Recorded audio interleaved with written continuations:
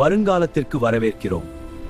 இது பாருங்கள், தமிழ்நாட்டிற்கு மேகங்களுக்கு மேலே பறக்கும் அதிவேக ரயில்கள், கீழே நவீன சென்னை மாநகரம் பளபளக்கிறது.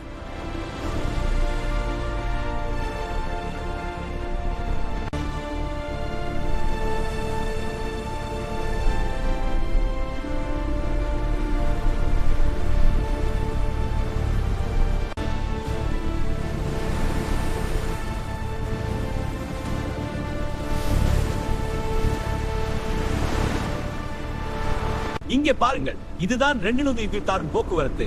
பெட்ரோல் டீசல் எல்லாம் அருங்காட்சியகத்திற்கு போய்விட்டது. அனைத்தும் சூரிய சக்தியால் இயங்கும் காந்த விசையிலான வாகனங்கள். வெறும் 20 நிமிடங்கள் சென்று விடலாம்.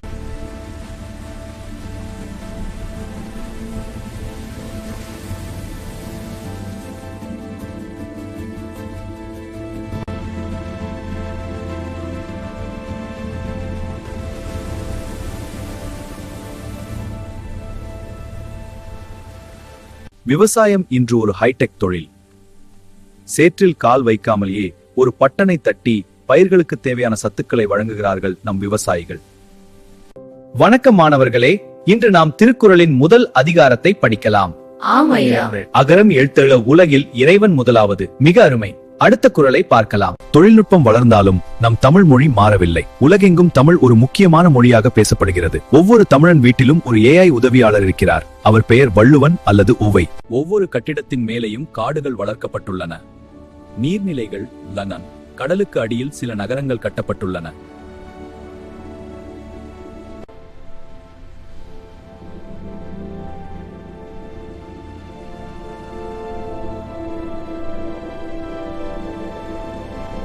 பாத்தாயா குழந்தை, நம்ம ஊர் தமிழ்நாடு எங்க இருக்குன்னு? அங்கேதான் இருக்கு, அந்த பச்சை இடம் இல்லையா தாத்தா? ஆமா, அந்த பகுதியை நல்லா பாரு. நம்ம மண்ணின் அழகு அதுல தெரியுது.